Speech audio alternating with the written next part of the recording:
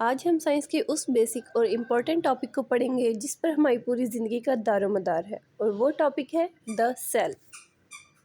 अस्सलामुअलैकुम dear students, मैं हूं मरीम नासिर और आप देख रहे हैं the learning hub.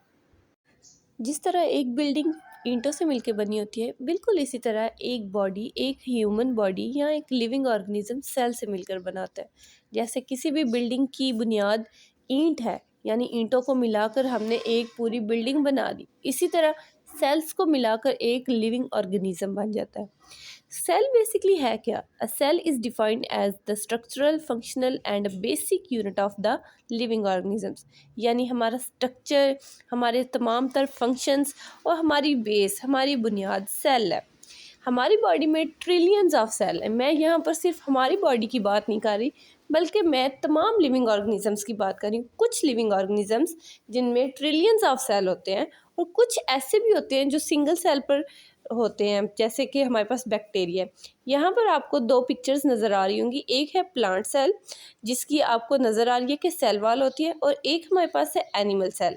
Plant cell और एनिमल सेल का डिफरेंस ये है कि एनिमल सेल में सेल मेम्ब्रेन होती है, लेकिन प्लांट सेल में सेल वॉल होती है। हमारे पास इसके बाद आ जाती है सेल ऑर्गेनेलिस। जैसे एक कोई भी सिटी है या एक कंट्री है, उसके लिए, उसको कंट्रोल करने के लिए हमारे पास पावर स्टेशंस होते हैं, पुलिस स्टेशंस होते हैं, और डिफरेंट इस तरह की जो हमारी सारी एक्टिविटीज़ को कंट्रोल कर रहे होते हैं।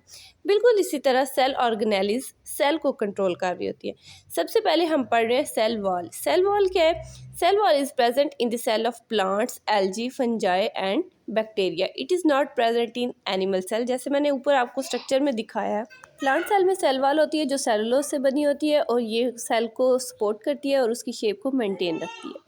देन हमारे पास है सेल मेम्ब्रेन, जो कि एनिमल सेल की सबसे ऊपर वाली कवरिंग होती है, और उसको हम कहते हैं cell membrane. It is partially permeable and is also called plasma membrane. यानी ये अपने अंदर से तमाम मटेरियल्स को गुजरने नहीं देती। जैसे एक छन्नी होती है जो कुछ मटेरियल को अपने अंदर से गुजरने देती है, और बाकी का जो रेजिड्यू होता है वो उसके ऊपर रह जाता है। बिल्कुल इसी तरह सेल मेम्ब्रेन के अंदर वो रेजिड्यूज, सारी चीज़ें उसके अंदर से नहीं गुजर सकती, कुछ रेजिड्यू रह जाता है। In plant cell it is found inside the cell wall. और प्लांट सेल में भी ये होती है, लेकिन सेल वॉल के बाद, और ये लिपिड्स और प्रोटीन से बनी होती है। नेक्स्ट हमारा टॉपिक है nucleus. Nucleus is the most important organelle in plant cell. It is located almost in the centre of the cell. Basically ये हमारे सेल का एक ब्रेन होता है जो तमाम तर एक्टिविटीज़ को कंट्रोल कर रहा होता है।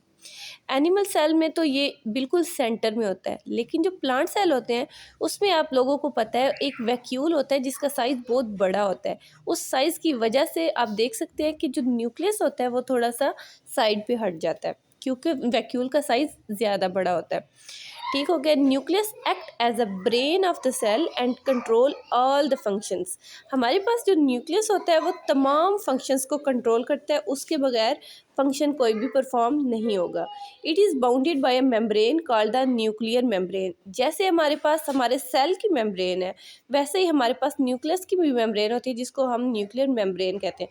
और उसके अंदर जो मटेरियल होता है उसको हम कहते हैं न्यूक्लियोप्लाज्म। यानी न्यूक्लियस के अंदर जो मटेरियल होता है, उसमें हमारे पास न्यूक्लियोप्लाज्म में कौन सा मटेरियल होता है? एक बिल्कुल धागे की तरह का स्ट्रक्चर होता है, जिसको आप क्रोमोसोम्स कहते हैं। Chromosomes are made up of DNA and protein. आपने डीएनए को अपनी आगे वाली क्लासेस में बहुत डिटेल में पढ़ेंगे। मैं ये अपने नेक्स्ट टॉपिक में आपको इसके बारे में मज़ीद बताऊंगी। न्यूक्लियस आल्सो कंटेन वन और more than darkly coloured areas called nuclei. थोड़े से जो एरिया डार्क होते हैं वहाँ पर हम उसको कहते हैं न्यूक्लाइज। इसी तरह से मेरा आज का टॉपिक कंप्लीट हो चुका है। आज के टॉपिक में हमने सेल ऑर्गेनेलिस की इम्पोर्टेंस, सेल वॉल और सेल मेम्ब्रेन, और इसके अलावा हमने न्यूक्लियस को पढ़ा है। आई होप आप इन तमाम टॉपिक्स के बारे में अच्छे से पढ़ चुके हैं। अगर आपके माइंड में कोई क्वेश्चन है तो आप मुझसे कर सकते हैं। इसी के साथ मेरा आज का व्लॉग कंप्लीट हो जाता है। अगर आपको मेरा आज का व्लॉग समझ आया है तो आप इसको अपने फ्रेंड्स के साथ शेयर करें, ताकि उनका भी भला हो। और मेरे चैनल को लाइक करना, सब्सक्राइब करना और कमेंट करना ना भूलें। अगर आपको कोई टॉपिक नहीं आता तो आप वो मुझसे पूछ सकते हैं। तब तक के लिए अल्लाह हाफिज़। अपना बहुत ख्याल रखें। शुक्रिया।